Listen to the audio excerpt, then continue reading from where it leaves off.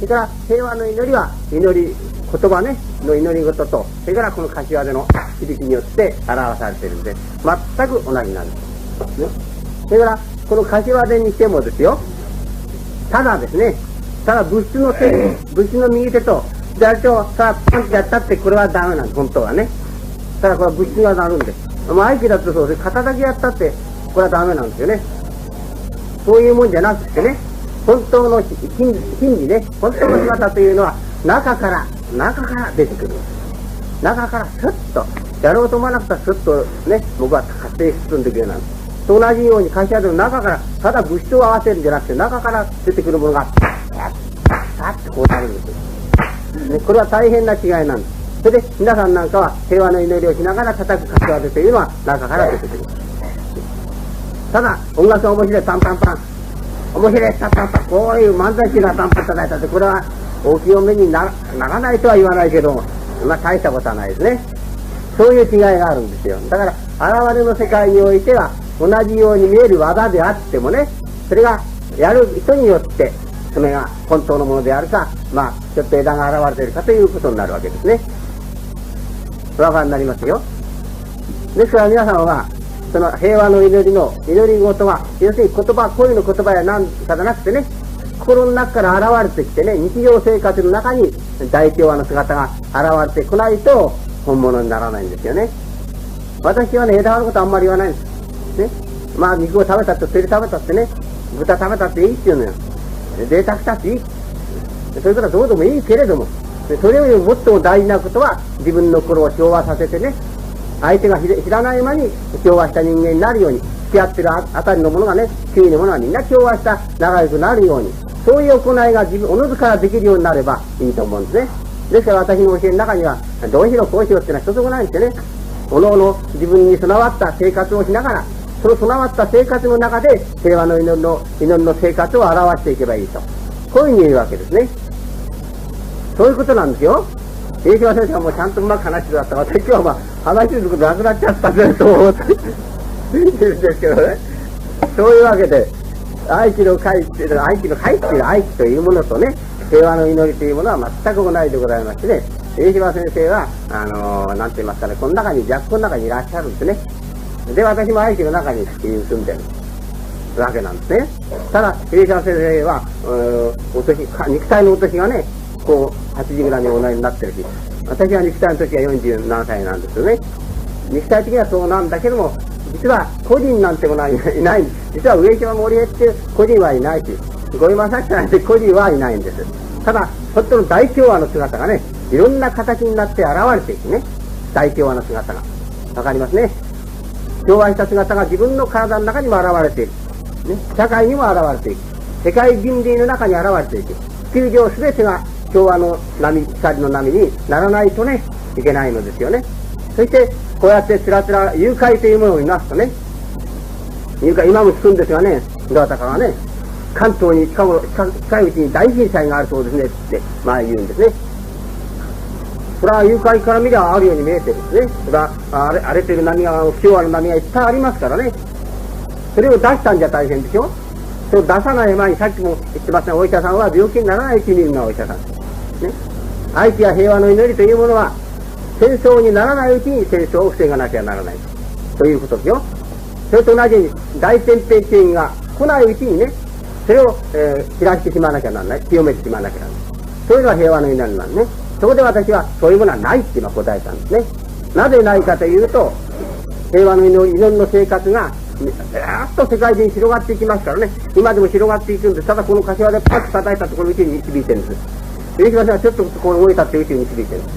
青いっていうのは宇宙に導いてるんです、ね、だから皆さんの要するに柏でも皆さんの一挙手一投足もね、話す言葉もみんな宇宙に響いているわけですよね。だからどうせ宇宙に響くならいい響きを出した方がいいよ。臭いおならみたいなおならに響かせたってしょうがないから、だからきれいなね、この調和したものを響かせればいい。調和はどこから出てくるかと、世界平和の祈りから出てくるんですね。これを毎日毎回同じことを言ってるんですけど、同じこと頭で聞いたってダメなんですね。これ頭の中で聞いてね、ああ面白かった、よかったっていうんじゃダメなんね。心の中でもって涙が出るくらい心の中に染み込んでね、ああそうなんだなって言ってそういう行いがそのまま現れてくるようにならないと本物でないわけなんですね。それがだんだん皆さんは統一会なんかたくさんやってるし、だんだんそういうことがね、知らない間に行いに現れています。暗い顔をしてた人が明るい顔になるね。心配ばっかりした人はなんかのんきになるね。そういうふうになるんですね。それは体の、なんて言いますか、体がね、祈ったから背丈が伸びちゃった。目方が増えた、痩せたって、そんなことじゃないね。その雰囲気というのが全然違ってくるんです。今までは暗い感じをした人が、なんだか別に顔形が変わったわけでもないのにね、雰囲気というものは明るくなった。なんかせせこましいような人だったけど、なんだか落ち着いてきた。なんか汚れたような感じした人は、なんかこう、色が広くにもなったように、こう綺麗になってきたと。こういうふうに、そういうことが大事なわけです。それはどこから出てくるかというと、祈りの中から出てくるんですね。だから人間というものは個人の自分であって、しかも個人でない。ね、個々の自分がみんなこう存在しますね。20何億をおるわけですよね。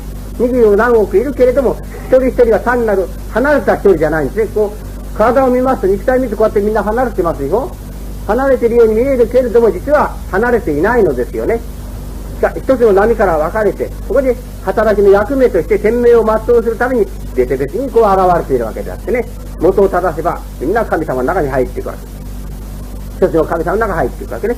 で、役目としていろんな響きを出しているわけですね。だからその響きを濁らさないように、明るい響きにするように、私たちは一生懸命やってるわけなんですね。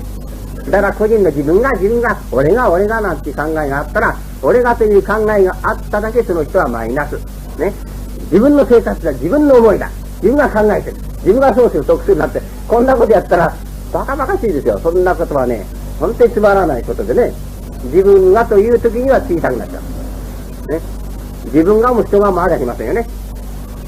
だからね、世界というものは世界人類というのがある。神様の御心が自分の中に宿ってるだけであってね、他に何もないね。神様の御心以外の悪魔なんてあるわけないですから、そんなもの勝手に自分が作ってるもんでね、自分の誤った思いというものが悪魔のように現れるだけであってね、そんなものなんでもないね。ところがね、宗教をやるような人はね、興味本位でやる人は随分ある。興味。自分の頭を満足させたりね、自分が楽しむため、ただ楽しむためにいろんな宗教行ってあっち行って、あっち行くとなんか、弾が飛んできて、見えないところからなんか弾が飛んできて現れた。仏像がポッと現れてきた。ね。それがね、ただなんかこう、興味な。ある人は、打ってやったら、その人が、物体が動いたとかね、幽霊がそこへ出したとかね、ただそういうようなね、つまらない興味でもって、ね、宗教にされちゃダメですね。興味なら落語を聞いた方がまだ無事です。興味でやるならば、宗教をあたりするよりも、落語を聞いたり講談を聞く方がよっぽど、これはね、安全なんですよね。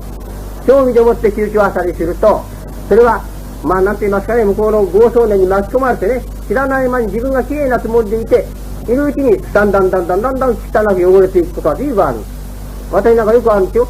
せっかくうち来てね、きれいになったと思ってるのにね、いつの間にかね、きれいがみんな来なかった。ちょっと来てみると随分、汚れてみて、ね、炭の中でもこれがしたみたいに魂がね、真っ黒けになってくるんですよ。で、先生、お願いして、私は方々回ってまいりましたってやってくる。ね。せっかくきれいになってね、来たのにまた汚れていく。それは何かと興味の心。好奇心。ね。好奇心なんかで宗教やったってダメなんですね。本当に自分の命が素直に神様の御心を表せるように、自分の魂がどうぞ清らかになりますように、自分の心が迷わないようにというようなね、思いで入るんでないとね、ダメですね。わかりますね。そういうことなんですよ。で、今日は何も言うことないんですよね。優勝先生散々話すことあったんで、言うことないから、少し一休みしてね、これからそういうのをやりましょうね。すべて神様の御心なんだから、世界平和の祈り事の中に自分がふわーっと入ってさえればね、知らないうちにこう清まっていくわけです。我でもってやってもしょうがないですね。どんなことでも縛ってやったらしょうがない。それは合気道と同じなんですよ。他の、スポーツ、他の、技っていうのは、武道っていうものは、向こうを任そうと思うね。向こうに任そうと思う。ね。力を入れるわけ、頑張るわけよね。だけど合気道っていうのは別に頑張ってるわけじゃないですね。向こうがかかって自然に向こうがひょろひょろっと、倒れていくだけでしょ。何度もあるでしょ。さっと引っくられてる。上島先生の見てるとよくわかりますよね。別にどうって力んでるわけで、ふわっとやってふわっと倒れてる。ね。それと同じことは祈りなんですよ。祈りっていうものは神様の御心なんだから、祈りが御心なんですからね、もう。神様はそこに現れてるわけだから、神様に歯向かう何者もないわけですよね。神というのはいつなる神なんだかね、一つ。神様の御心の中に入っていて、誰も害することはできやしません。だから本当に祈っている場合は何者も害することはできないんですよ。それと同じのことをですね、上島先生は体で表して、ね、私はお聖の言葉で表したり、ね、これを柏で表したり、いろいろで表している。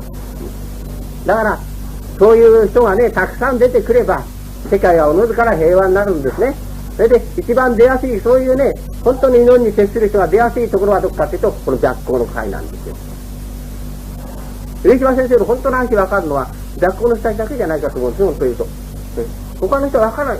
ただ、興味はね、上島先生強いな、すげえな、すげえな、ちょっともう一回投げてくんないかなって。ね、こういうわけなんですが、うちの人はそればかり思ってません。ね。